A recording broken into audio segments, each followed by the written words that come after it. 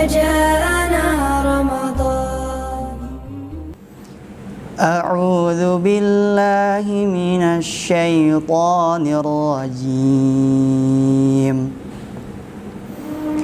قل هل ننبئكم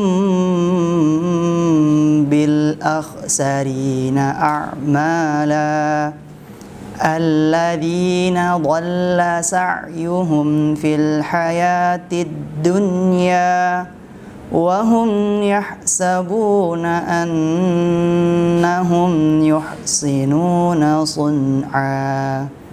صدق الله العظيم.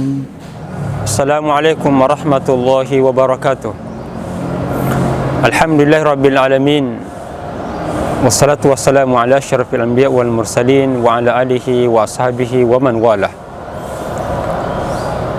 Sungguh satu kebahagiaan yang akan dirasakan oleh umat Islam secara khusus ataukah sebagai hamba Allah di hadapan Allah pada hari kiamat adalah ketika amal-amal yang dilakukan dalam kehidupan dunia ini dihargai dan dinilai oleh Allah Subhanahu wa taala.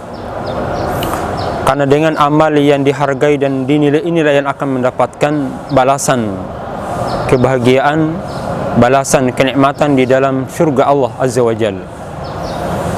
Maka di antara syarat utama, di antara unsur yang menjadikan amal itu menjadi diterima dan dikabulkan oleh Allah adalah ketika amalan yang dilaksanakan itu didasari dengan ikhlas karena Allah Azza wa Jalla. Maka ini suatu hal yang harus diperhatikan betul, bahwa amal yang kita lakukan itu semata-mata untuk mendapatkan keridhaan dari Allah Azza wa Jalla. Dan ini yang Allah maksudkan di dalam Al-Quran ketika Allah telah menyatakan wa ma umiru illa liya'budullaha mukhlishina lahuddin.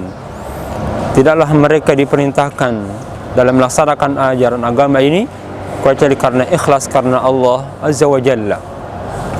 Karena tingkatan penghargaan Allah yang Allah akan berikan kepada kita itu sangat ditentukan oleh kualitas keikhlasan kita. Semakin tinggi kualitas keikhlasan di dalam beramal, maka semakin tinggi penghargaan Allah Azza wa Jalla yang akan diberikan kepada kita. Namun sebaliknya, kalau amalan perbuatan itu sangat rendah kualitas keikhlasannya, maka akan mencapai derajat rendah pula. Dan ini yang dimaksud dalam hadis Nabi SAW, innamal a'malu binniyat wa innama likulli imri'in ma nawa. Sungguh amalan itu harus disertai dengan niat, karena kualitas penghargaan Allah terhadap amal yang kita laksanakan itu sangat ditentukan oleh niat kita masing-masing. Maka dengan demikian, seluruh aktivitas kita sebagai hamba Allah di muka bumi ini, baik perkataan atau perbuatan yang zahir maupun yang tidak zahir, perbuatan yang tampak ataupun yang tidak tampak, seyogyanya dihadirkan niat yang baik, keikhlasan dalam beramal. Terlebih khusus pada bulan ini, pada bulan Ramadan yang merupakan bulan yang sangat mulia, di mana dimuliakan dengan diwajibkannya berpuasa di dalamnya.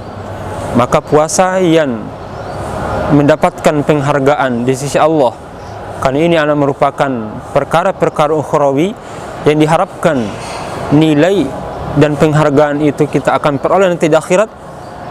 Maka seyogyanya keikhlasan dalam berpuasa sesuatu hal yang harus kita jaga. Keikhlasan ini kita jaga dari awal perbuatan itu, ataukah di saat kita melaksanakan ibadah puasa, dan akhirnya kita harus menutup ibadah dengan keikhlasan pula, sehingga nyaris bahwa seluruh amalan yang kita laksanakan sesuai dengan keikhlasan.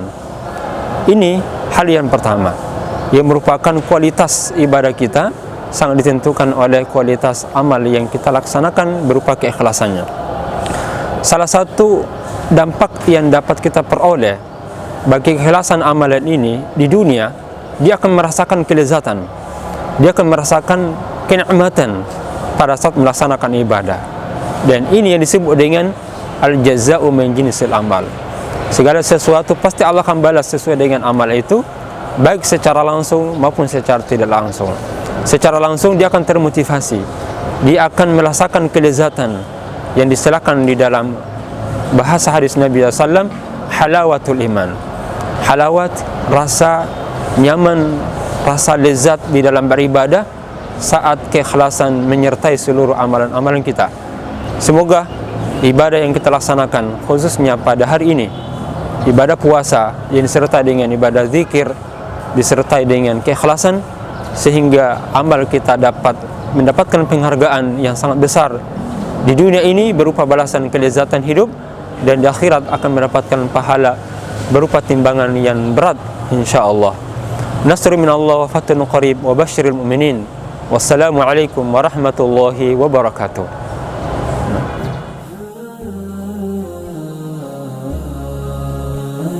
وجاءنا رمضان باليمن